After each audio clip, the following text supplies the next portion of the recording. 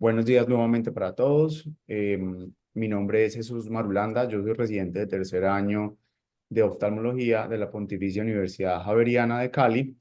Hoy nos corresponde hacer la revisión de un artículo que seleccionamos en compañía del doctor Córdoba, quien pues muy amablemente me sugirió una lista de los Ya, artículos llegamos ahí. publicados en la revista de glaucoma de la edición del mes de febrero.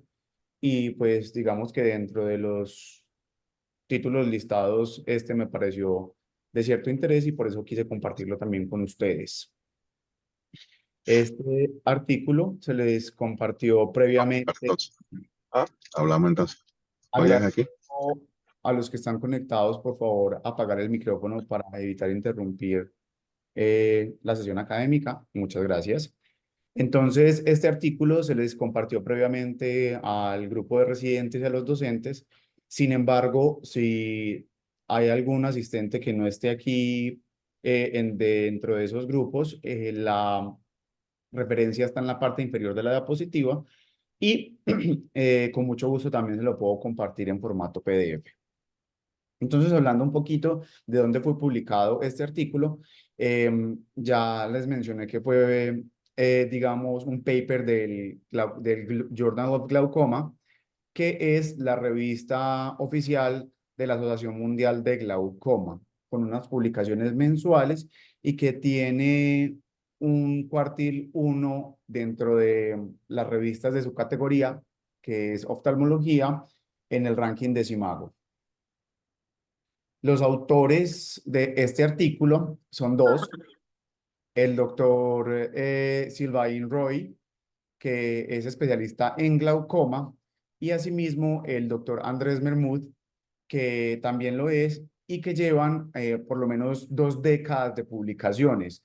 Cuando uno busca en PubMed por autores, puede encontrar digamos, récord de publicaciones bastante grueso de estos dos autores con respecto al mismo tema, lo que me lleva a concluir que probablemente ellos son, digamos, unos autoridades en el mismo. Entonces, entrando en materia, les quiero contar que el objetivo de esta investigación era, valga la redundancia, investigar la eficacia y la seguridad de un sistema conocido como iWatch en reducir el fracaso del tratamiento, la tasa de complicaciones, el manejo posoperatorio y las reoperaciones por glaucoma en una población de pacientes con glaucoma en etapa avanzada, en los que la cirugía filtrante previa no había sido exitosa en controlar la presión intraocular. Ellos se definen a sí mismos como un ensayo clínico monocéntrico, prospectivo y no comparativo en 42 ojos de 42 pacientes que, digamos, fueron seleccionados o fueron invitados a participar. Aquí no hubo ningún tipo de aleatorización. Tuvieron desenlaces primarios y secundarios. El desenlace primario que, digamos, se propusieron fue una reducción de la PIO menor o igual a 18, todo el tiempo manteniendo presiones superiores a 6 milímetros de mercurio, y que la reducción inicial haya representado al menos un 20% desde la presión de inicio media. Además, dentro de los desenlaces secundarios, ellos quisieron medir la PIO media, la agudeza visual de los pacientes, la cantidad de medicamentos en número que utilizaban los pacientes y la cantidad y tipo de complicaciones de los mismos. En cuanto a los aspectos éticos, ellos declaran que, digamos, siguen los tenets de la Declaración de Helsinki. Sabemos que esta declaración es promovida por la Asociación Mundial de Médicos para la Investigación en Seres Humanos, y adicionalmente solicitaron la aprobación del protocolo a una universidad suiza, que es, digamos, con la que están aliados en cuanto al centro quirúrgico se refiere. Dentro de los criterios de inclusión, solamente evaluaron pacientes mayores de 18 años que previamente hubieran sido llevados a cirugías filtrantes para el manejo de glaucoma y que no hubieran logrado controlar la presión intraocular.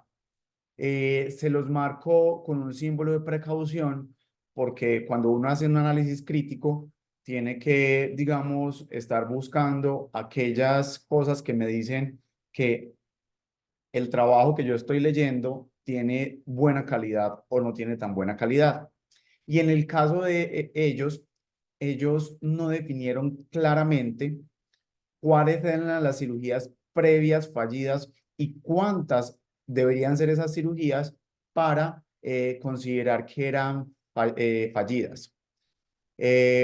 Y que la presión intraocular fuera mayor a 18 a pesar de tener el tratamiento médico completo y que pues que estaban, digamos, preparados para recibir un dispositivo de drenaje de glaucoma.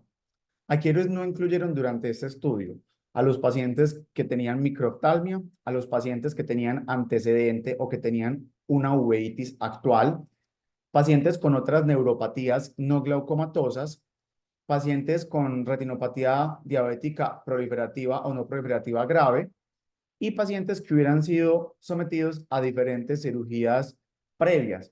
¿Cuáles fueron esas? Cirugías de estrabismo, trasplantes de córnea y cirugías de retina. Conozcamos entonces un poquito del implante que se estudió durante el presente trabajo. Se conoce como iWatch System y cuando lleva la palabra System hace referencia a dos segmentos diferentes. El primero es el iWatch Implant. Por eso hago la aclaración de System e Implant no son lo mismo. El implant hace parte del sistema y corresponde a una válvula de drenaje.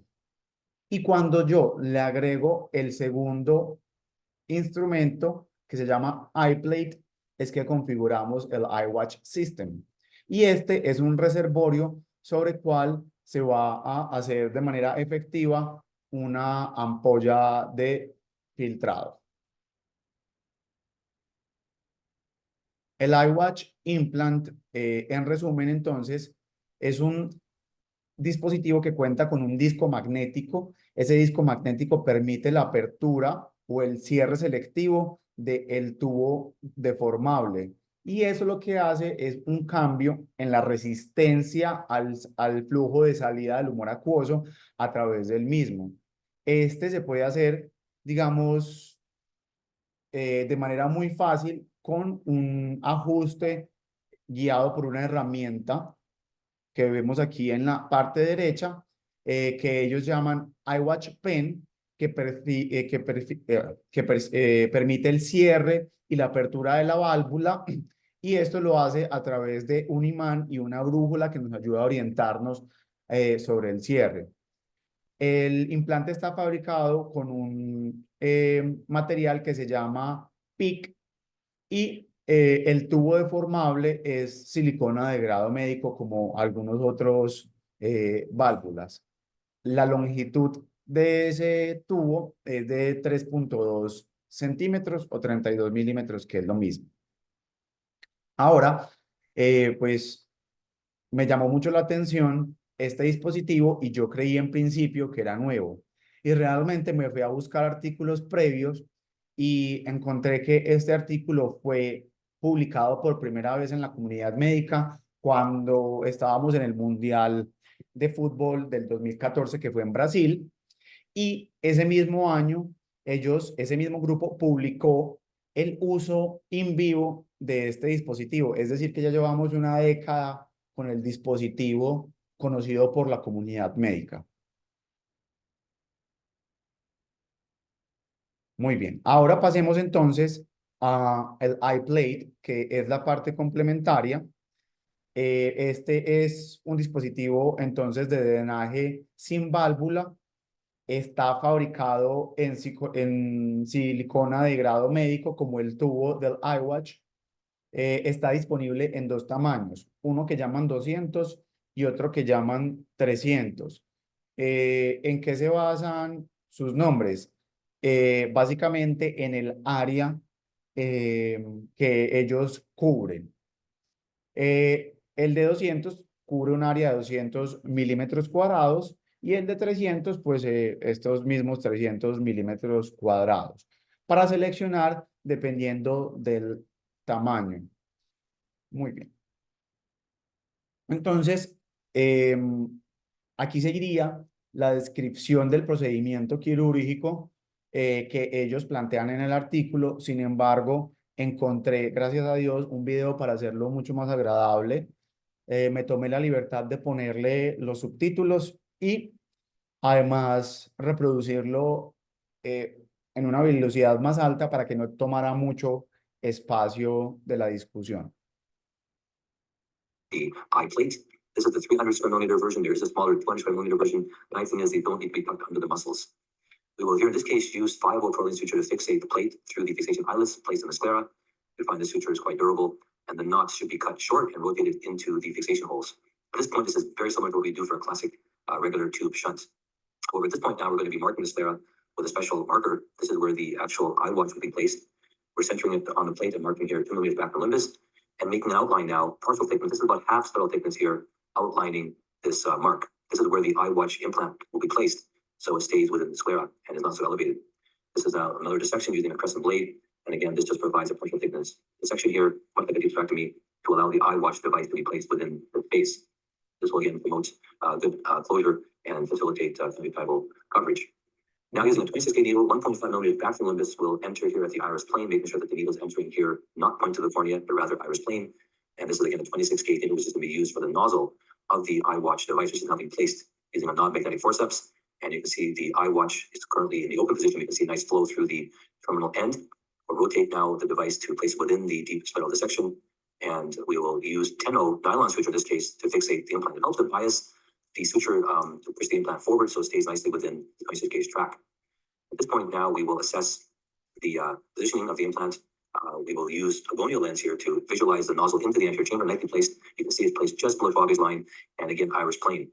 Now we'll be able to assess the flow. The flow is currently in an open position, and now we'll use the eye pen to evaluate. You can see the open position here. We'll rotate here in a clockwise fashion here, allowing the rotatable magnetic disc now to compress the tubing. This provides some resistance, and you can see now we'll continue to close the device here all the way around, almost close. You can see that the flow is basically diminished, if not stopped.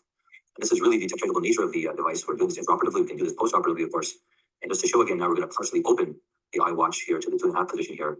0 is open, 6 is closed on this, and you can see we have now some flow, but not as much as early on as we had when it was wide open.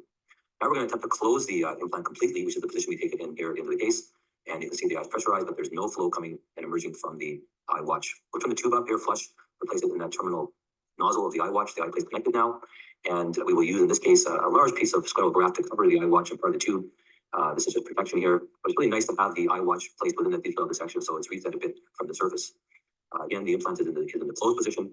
We'll close conjunctiva here, and postoperatively, we can use the eye pen in the office to slowly increase the openings, reducing the resistance selectively here to provide optimal postoperative IOP control. At the end of the case, we can see the tube in the anterior chamber and the iWatch and iPlate nicely covered by conjunctival tissue.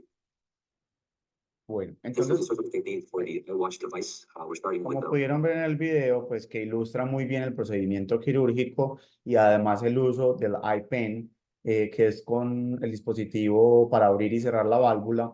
Vemos que tiene una posición desde 0, que inicia completamente abierto, hasta 6, que es completamente cerrado, y los números en el medio, pues digamos, son el grado, digamos, más o menos intuitivo de qué tanto podemos cerrar o abrir la válvula para controlar el flujo de salida del humo acuoso a través del dispositivo. iPlate.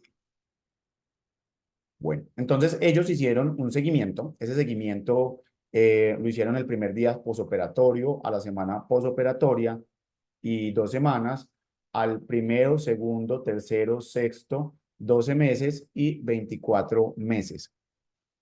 Y durante estas visitas de seguimiento, digamos que el IPEN, hay que aclarar, se puede utilizar de manera ambulatoria, no es para utilizar, de hecho, en un ambiente quirúrgico, solamente que se debe hacer la prueba de que el dispositivo esté funcionando dentro del procedimiento quirúrgico.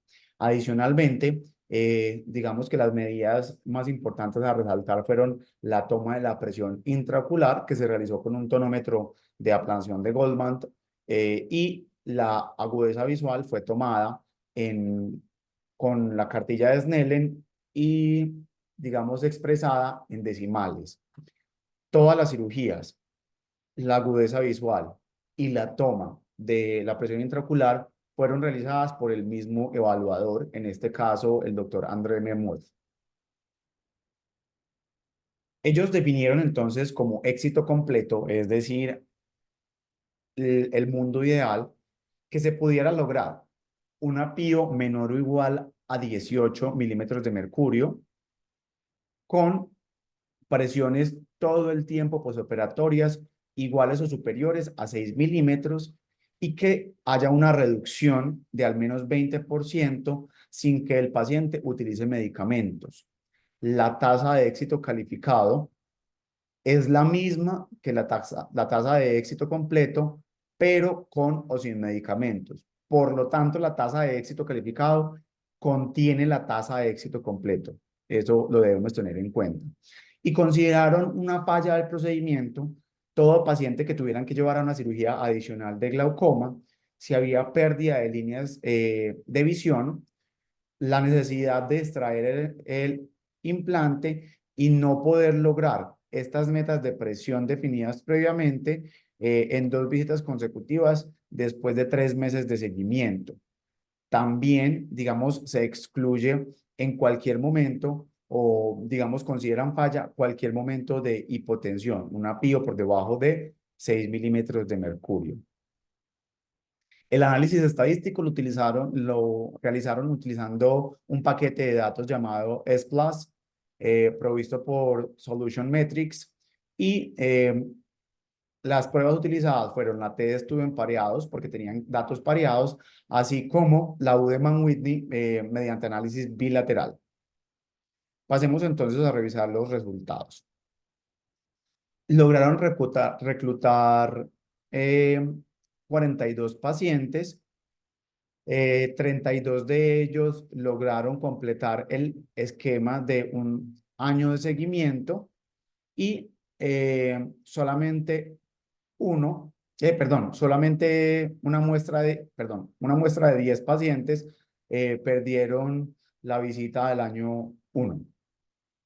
Y continuaron entonces el análisis para el segundo año con este número de pacientes, que fueron 25 y a la final 7 no fueron incluidos.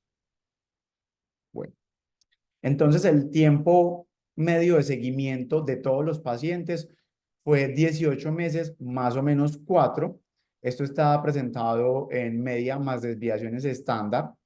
La desviación media y la edad media fueron de 70.3, más o menos 14.9 años. Sin embargo, quiero resaltar que si uno lee los datos de esta tabla comparado con lo escrito en el manuscrito, vamos a encontrar que ellos refieren que la edad media de seguimiento fue de 72.4 años. Entonces hay una discrepancia de casi 2 años entre lo que reportan en esta tabla y lo que escriben en la discusión. Eso también es un dato para tener en cuenta en cuanto a calidad del estudio. Bueno, aquí podemos ver señalados los diagnósticos de glaucoma. El 57% fue glaucoma primario de ángulo abierto, pero también incluyeron pacientes que tenían glaucoma relacionado con pseudoexfoliación, glaucoma pigmentario, glaucoma congénito y glaucoma neovascular.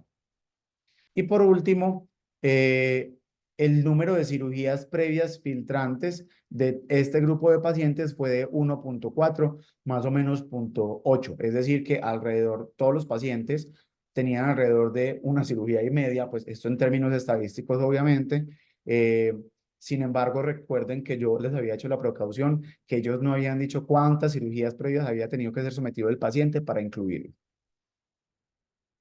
Bueno, en esta figura podemos ver que la PIO basal media fue de 23.2, más o menos 7 milímetros de mercurio. Aquí arrancaron todos los pacientes en el estudio y la PIO disminuyó en promedio a 11.9, más o menos 4.2 milímetros de mercurio a los 12 meses y fue ligeramente mayor a los 24. Sin embargo, digamos que cumpliendo las metas propuestas, y sobre todo manteniendo esa línea de seguridad que ellos trazaron aquí para ilustrarnos en la línea gris, que está por debajo de los 18 milímetros de mercurio y por encima de los 6. Se logró entonces una disminución de la PIO a los 24 meses del 47% con respecto al valor inicial. Ahora ellos nos presentan esta tabla de resultados. Yo sé que está muy grande, tranquilos, la vamos a desglosar en los datos que nos interesan. Lo primero que les quiero comentar es que podemos observar aquí que el número de medicamentos en promedio era 2.9, más o menos 0.9 medicamentos. Recuerden que estos son representaciones estadísticas. Uno en teoría no podría tener casi 3 medicamentos, pero para términos estadísticos sí. Y este número de medicamentos disminuyó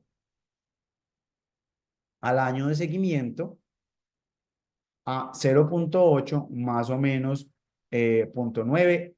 ¿Qué me llama la atención de este rango aquí? Es que es bastante amplio y que el rango casi que contiene el valor medio de los medicamentos. Y al año de seguimiento se tenía 1.1, más o menos 0.8 medicamentos. Igual es una reducción importante, casi más de la mitad al finalizar los 2 años de seguimiento, y ambos valores mostrados, tanto a los 12 como a los 28 meses, tienen una significancia estadística con una P menor a 0.001. Y por último, de esta tabla quiero recuperarles que ustedes ven todos estos valores acá. Todos estos valores son mayores a 0.05, lo cual nos indica que la gráfica digamos, la variable mostrada acá, que es el tamaño del iPlate 200 versus 300 milímetros cuadrados, no hay diferencia, no hubo diferencia entre usar uno o el otro. Los resultados son comparables entre los dos grupos. Me refiero a 300 versus 200, porque aquí no hubo grupo de comparación. Bueno, en cuanto a la tasa de éxito completo, que ustedes saben que es contenida dentro de la tasa de éxito calificado, a los 12 meses fue del 46% y a los 24 del 39%, pero cuando metemos a los pacientes que igual utilizaron algún tipo de medicamento para controlar su PIO, la tasa asciende a 93% a los 12 meses y a 84% a los 24 meses, reportando solo 4 fracasos, que representa el 9%. ¿Cuáles fueron las complicaciones? Ellos las dividieron en tempranas y tardías, tempranas por debajo de los 3 meses y tardías por encima de este periodo.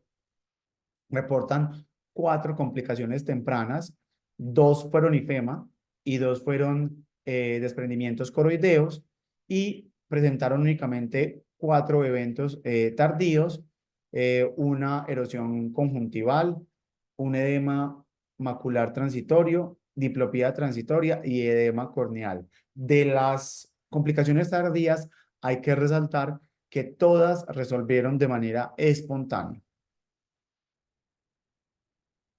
Y para pasar a la parte final, que es el tema de discusión, entonces, pues sabemos que este paper nos informa los resultados de un seguimiento de 2 años después de una cirugía a un grupo de pacientes que tenían glaucoma refractario y que fueron entonces manejados con el sistema iWatch. Este sistema está compuesto por dos placas, una placa que es una válvula y otra que permite la formación de una ampolla filtrante, y esta es la única, digamos, tecnología hasta el momento con un sistema de derivación para glaucoma que permite la titulación posoperatoria de la salida del flujo del humor acuoso. Y esto viene con el beneficio, evidentemente, de por la posibilidad de controlar la presión intraocular en los siguientes meses de posoperatorio temprano. Entonces, eh, este nivel de control de la presión se realiza en dos momentos. Inicialmente, en las primeras 8 semanas, se realiza a través del ajuste de la resistencia fluídica del dispositivo con el iWatch Pen, pero después de esto, lentamente la remodelación tisular y la fibrosis moderada que genera el implante alrededor de la placa filtrante hace que haya un aumento progresivo y controlado posterior a la salida del humor acuoso. Entonces, hay que recalcar que el control con el iWatch Pen solamente se logra en las primeras 8 semanas posoperatorias, ¿ok? Y está destinado para que sea así, que es el momento más crucial en donde nos podemos ver, digamos, enfrentados tanto a hipertensiones posoperatorias como hipotensiones posoperatorias, cuando se compara con otros dispositivos, y luego cuando ya se pierde, digamos, este mecanismo, cuando se vuelve insignificante, pues lo que hace es que la fibrosis propia del tejido hace un aumento de la presión leve durante el resto del posoperatorio tardío, sin llegar a generar picos de presión y obteniendo las PIO que deseamos. Entonces, como vemos en la figura 4 y 5, el ajuste del iWatch conduce a un control bastante estricto de la PIO dentro del rango que se propusieron. En este caso 18, miren aquí las zonas grises que nos ponen para facilitar que la mayoría de las mediciones posoperatorias, desde el día 1 hasta los 2 años de seguimiento, se mantienen en este rango. Vemos que, pues, evidentemente, algunas salen de ese rango de seguridad, y esas son las que hacen parte de las que ellos definieron entonces como fracaso. La tasa de éxito calificado nos dice que el 93% de los pacientes a los 12 meses controlan su presión, y a los 24 es el 84% de ellos, con una tasa muy baja de complicaciones, como ya lo habíamos visto en la sección de resultados. Entonces, aquí pongo estas dos imágenes para resaltar que la geometría de este dispositivo confiere algunas ventajas con respecto a otros dispositivos como el Beaver, que es el que vemos aquí en la parte derecha, durante la realización de una cirugía con un dispositivo de drenaje para glaucoma. Y es que es tan alargada y, digamos, se pone en una región más posterior que permite que sea, uno, más fácilmente implantado, dos, que no requiere la manipulación de los músculos extraoculares, porque este dispositivo se pone por encima de ellos y no por debajo. Y cuando nosotros manipulamos los músculos extraoculares, debemos elongarlos, y el solo hecho de tocarlos obviamente nos va a motivar el reflejo oculocardíaco, que no es deseable durante la cirugía. Incluso algunos cirujanos prefieren, cuando van a implantar ese tipo de dispositivos que requieren la manipulación, lleva a los pacientes a cirugía bajo anestesia general, precisamente para controlar de alguna manera mucho más fácilmente por parte del anestesiólogo ese reflejo oculocardíaco. Y hay que resaltar que ninguno de los pacientes de este estudio llevados a cirugía fueron, digamos, acompañados con anestesia general. Todo fue con anestesia local. Recordemos, pues, que digamos que esto hace parte del análisis de crítico de la persona que lee, y es que no hubo diferencias entre implantar el de 300 o el de 200. Ambos fueron igualmente efectivos, lo que quiere decir que podríamos utilizar cualquiera de los dos y que la decisión básicamente está a criterio del médico y del espacio que tenga para poderlo implantar, es decir, órbitas más pequeñas se beneficiarían del de 200 y órbitas más grandes del de 300. Sin embargo, podríamos utilizar cualquiera de los dos. Bueno, entonces me permito pues leer esto que traigo entre comillas, que es una conclusión de las que trae el estudio, y es que se necesitan más estudios para determinar si el sistema iWatch es una derivación para glaucoma eficaz y segura durante un seguimiento más prolongado, es decir, a 5 años. Y yo personalmente considero que no solo se requieren más estudios de seguimiento a largo plazo, sino estudios que comparen cabeza a cabeza este dispositivo con otros en el mercado que ya han superado la prueba del tiempo, por ejemplo, la válvula de Ahmed, para poder tener, digamos, evidencia más sólida y de alguna manera convencernos más que este dispositivo puede ser útil en la práctica médica.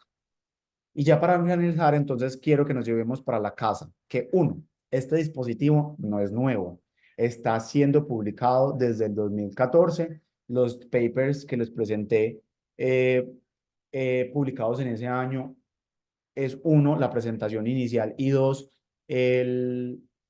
la puesta en vivo del iWatch. Sin embargo, ha habido otros trabajos más discretos, con menos población a lo largo de esta última década, que hay ciertos, digamos, defectos de la metodología de este trabajo, no solo por los pequeños errores de discordancia entre lo que decían en un lugar y en otro, sino porque se requieren ensayos clínicos aleatorizados, doble ciego y controlados con placebo para llevarlos a un nivel superior de evidencia, a pesar de que este es un estudio prospectivo que es bueno, pues, y a pesar que ellos lo categorizan como un ensayo clínico monocéntrico, pues se requiere la, digamos, metodología que les acabo de mencionar para llevarlo, pues, digamos, a un mejor nivel de la evidencia.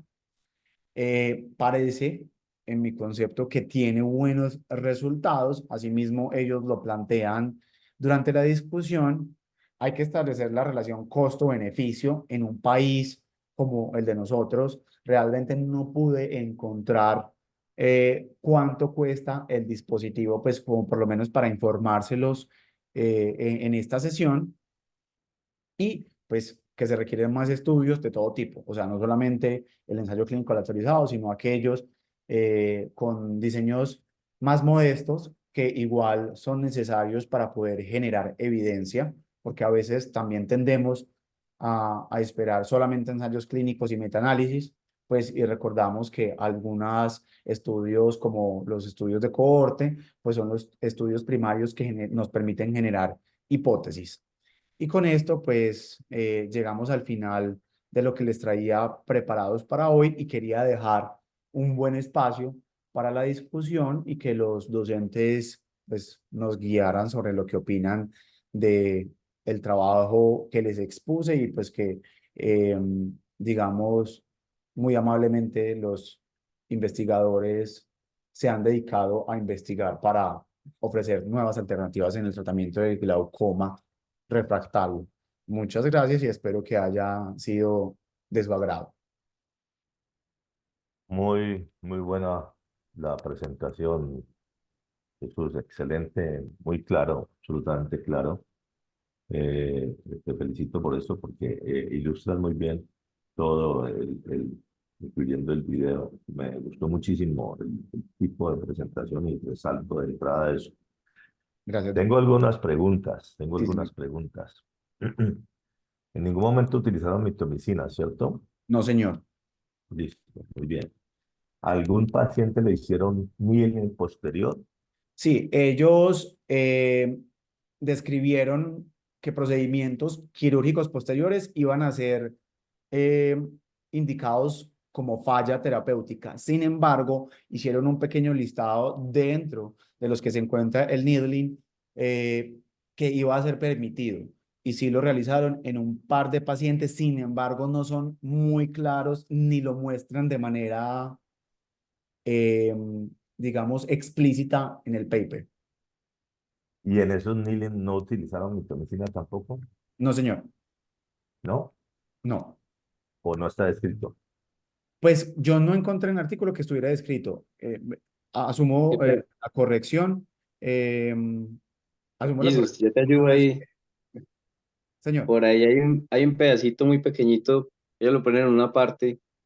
En 2 pacientes hicieron el needling, ujú. en lámpara hendidura y sin metabolitos. Solo en 2 pacienticos. Ah, Y bueno. hubo un paciente que tuvo un trasplante de córnea a los 18 meses y uno con citofotocoagulación a los 2 años. Eso es como una parte que ellos tienen por ahí muy pequeñito. Ese trasplante de córnea, digamos que tampoco pues es un procedimiento, pero no lo incluían como falla. Exacto. No, Era secundario. no estaba relacionado con el implante. Correcto, doc. Gracias, Valen. Listo. Eh, ¿Qué porcentaje? O sea, yo sé que los ajustes los hicieron en las primeras 8 semanas, Sí, señor. pero ¿qué porcentaje de ajuste hicieron? O sea, ¿en qué medida fue ajustada la válvula? ¿Está escrito? Doc, sí, está escrito. Ellos, si ustedes recuerdan el video, la válvula tiene de 0 A a, 6. a 6 y ellos hicieron ajustes dependiendo de eh, que se logra la piometa. Es decir, si estaba alta la bajaban y si estaban baja la subían.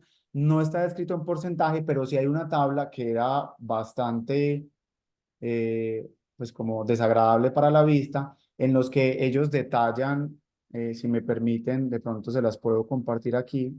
Denme un segundo. Ay, ¿dónde está el artículo? Aquí. No escrito en porcentaje, sino que durante todos los seguimientos, ya se los pongo acá.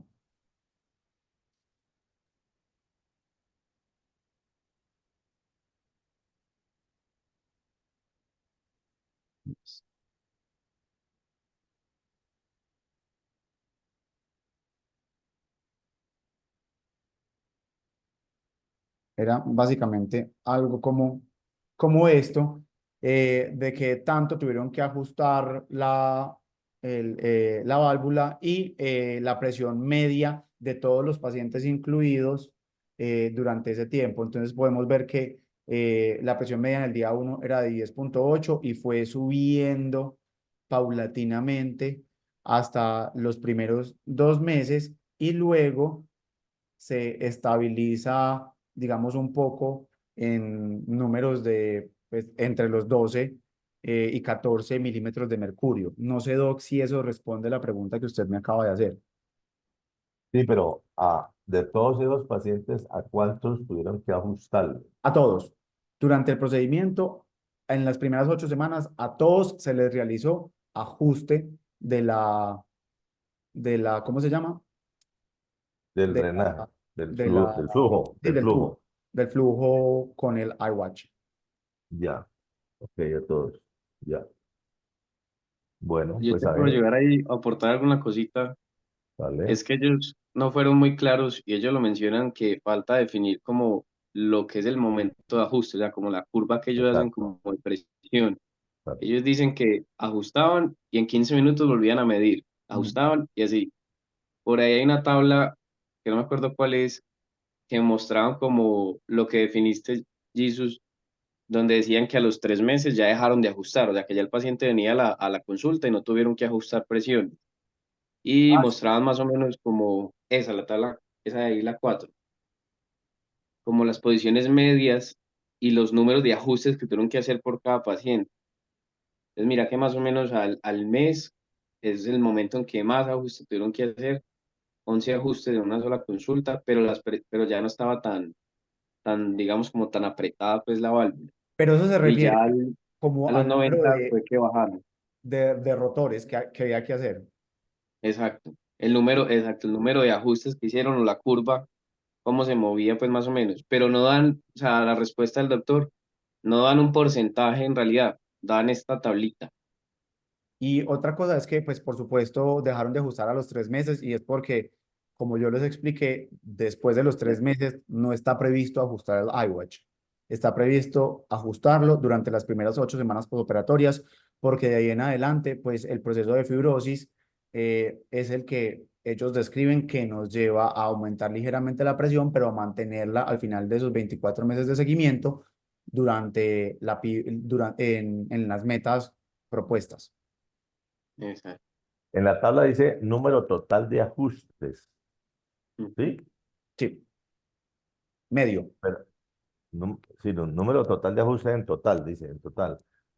O sea, fueron todos esos al día 1 en todos los pacientes, a 4 le ajustaron, o 4 hicieron ajustes el primer día, día 1, eso es lo que entiendo. Creo que esa es la media. O sea, entre todos los pacientes pudieron haber sido unos 5, unos 10, unos 2 y la media total entre todos fue 4. O sea, en promedio a cada uno 4 Ya, ajustes. ya. Y, Ok. exacto. Y arriba era donde los encontraban más o menos, la posición media en la Eh, lectura del pene. O sea, ¿Quiere- la posición media en quiere- la lectura del pene estaba al principio muy cerrada, luego, pues, porque recuerden que entre más se acerca a Sí, cero, más abierta sí, está. no, abierta está. Al final, ellos quedan en una posición más o menos de 2.2 Ya, ok, muy medio, bien. porque sí, en la parte superior dicen valores medios. Bueno, yo termino mi comentario y es una alternativa, sí. De esto habíamos oído hablar antes de medir la,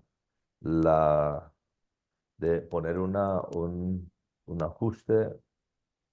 Hace años oí hablar de esto, cómo graduar la salida. Me preocupa la disección escleral que hay que hacer, porque debilita la esclera en esa zona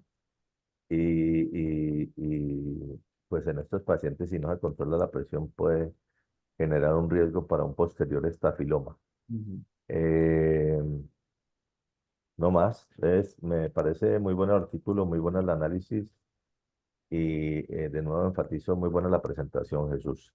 Yo Muchas no gracias. tengo más comentarios. Habría que esperar los 5 años a ver qué pasa, porque así como las válvulas a veces funcionan muy bien y después a los 5 años la mitad están funcionando bien.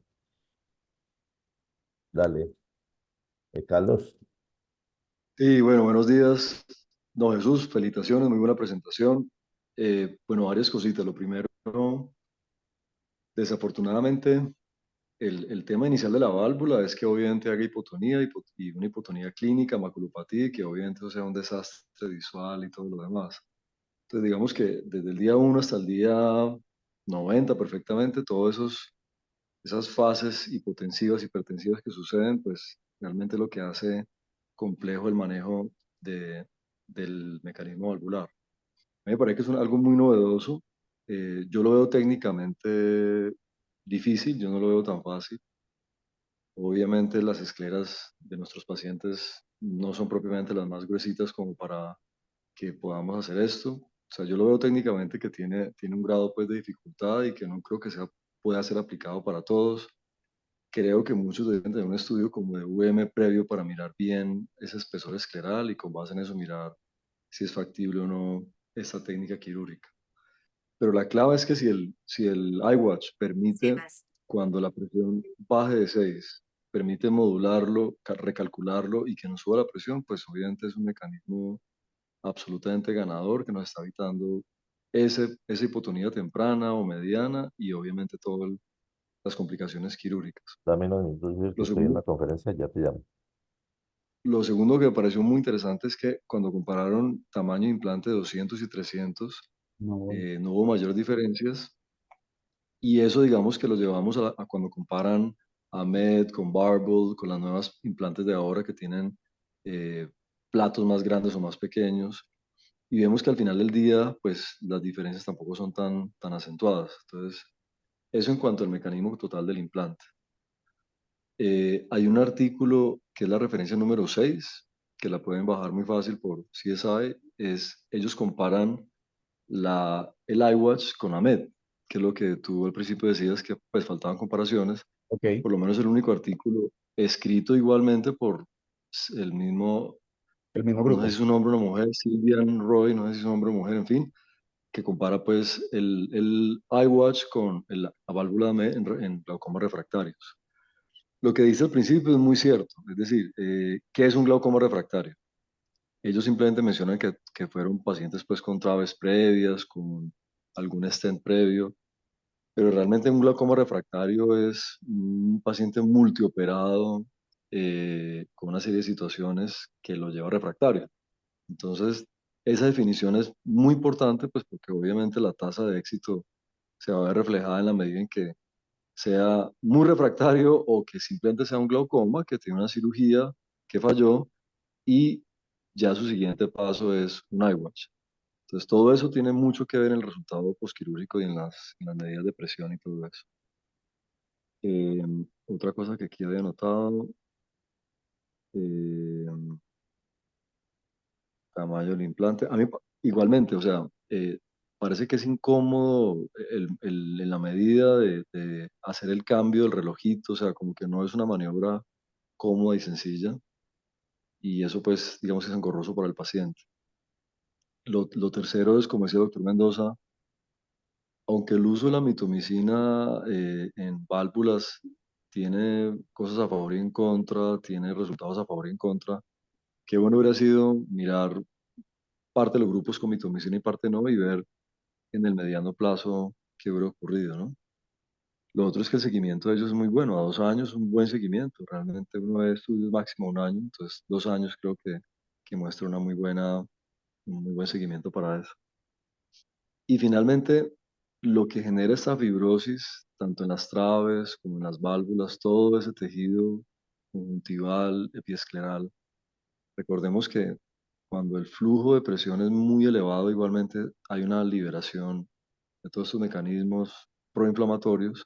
Entonces, de alguna manera, mantener esa presión en un nivel bajo, no muy bajo, pero sí bajo, puede hacer que la cicatrización en el futuro sea mucho menor. Entonces, me pareció muy, muy interesante este pedazo. El costo, yo supongo pues que esto no va a llegar barato. Si es que llega a Colombia, no va a llegar barato, pues como ya hemos visto, sino más el Preserve Flow, que es una silicona sencilla y ya sabemos el costo. No me quiero imaginar esto que obviamente para mí tiene más ingeniería y una serie de cosas involucradas más específicas. Pero no, muy bien, felicitaciones, muy buen artículo y bueno, ojalá estas personas sigan publicando. Doc, No sé, muchas gracias Jonathan, por ¿qué la pensás vos? explicación. ¿Qué Quería más quiero hacer opinar? un comentario con respecto a uno de los puntos que usted tocó y era que la definición de glaucoma refractario. A mí me parece que aquí fallan en no definir glaucoma refractario porque cuando yo voy a incluir este artículo en un metaanálisis, por ejemplo, o cuando yo lo voy a comparar directamente con otros trabajos, si yo no tengo una definición clara de glaucoma refractario, no es comparable. Entonces me parece pues muy importante recalcar ese punto que usted dice, porque pues ahora que, digamos, practicamos mucho medicina basada en la evidencia, se requieren definiciones claras para saber si se puede comparar de manera indirecta en un metaanálisis con otros trabajos. Sí. Yo lo voy a contar una experiencia hace por ahí, en el 2000, algo así como 2012, 2013, eh, puse en Imbanaco como unas 3 válvulas seguidas de AMET y las 3 hicieron unas hipotonías pero severas. Entonces muchas veces, pues obviamente, por más control de calidad de las empresas que se encargan de hacer esto, pues hay margen de error y las hipotonías fueron severas, hubo que hacer cirugía para drenaje de coroideos en 2 de ellos, etcétera, etcétera, etcétera. Entonces, a lo que vamos es que este mecanismo parece que es una barrera a esa complicación grave y compleja que es una hipotonía, un coroideo, una maculopatina por hipotonía que ocurre pues obviamente después de una válvula. Obviamente también después de una trave, pero en el sentido que la válvula es más complejo de manejar. Listo.